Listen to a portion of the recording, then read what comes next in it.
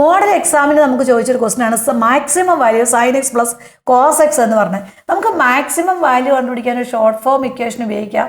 That is equal to root of A square plus B square ആണ് നമുക്ക് maximum value എന്ന് പറഞ്ഞത്. ഇവിടെ എ എന്ന് പറഞ്ഞത് that is equal to 1, B equal to 1 ആണ്.